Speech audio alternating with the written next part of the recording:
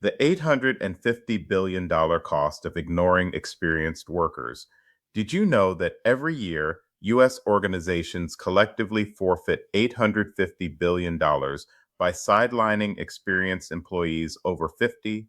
This staggering sum isn't just a number, it's the real price businesses pay for sidelining expertise, loyalty, and the innovation that seasoned professionals bring to the table. It's time to recognize what's truly at stake. This loss isn't due to bad strategy, market conditions, rising costs, supply chain disruptions, or global competition. It happens because of a bias so ingrained in hiring and training culture that most organizations don't even notice it's there.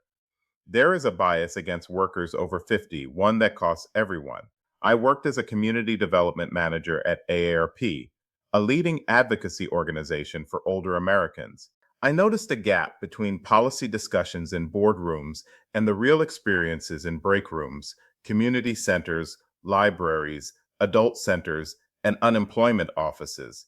I established the 50 plus Tech Bridge community to meet the growing need for free digital skills education. Initially, we started with only a folding table, chair, and flyers outside the public library.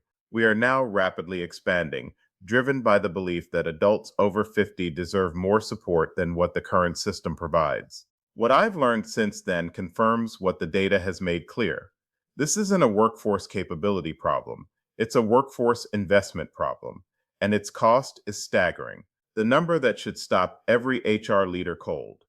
AARP's research estimates the annual economic cost of age discrimination in the U.S. workforce at $850 billion.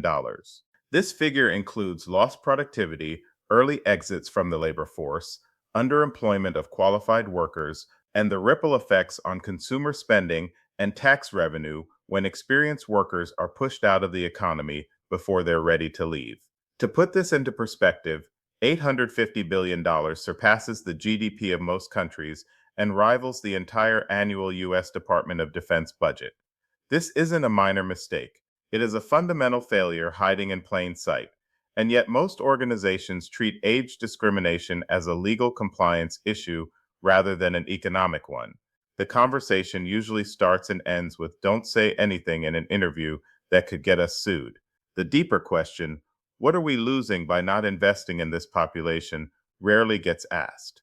We are asking it, and the answer should change how every workforce development leader, HR director, and organizational decision maker approaches their talent strategy. The myth that created the gap. Did you know the most harmful misconception in workforce development is that older workers can't keep up with technology?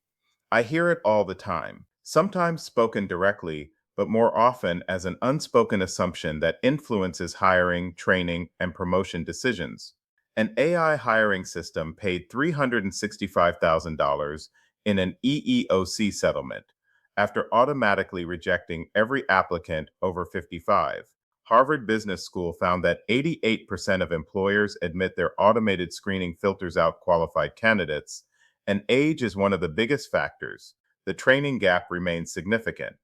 Workers aged 55 and older receive employer-sponsored training at half the rate of workers under 35.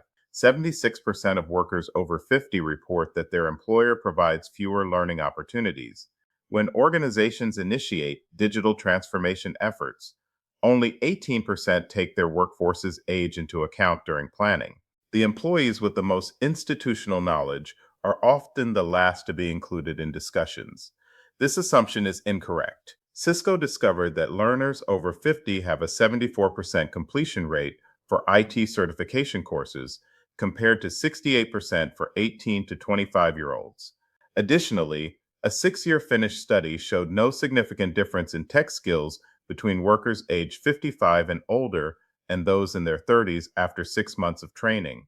The data is clear. It's not about capability, it's about investment.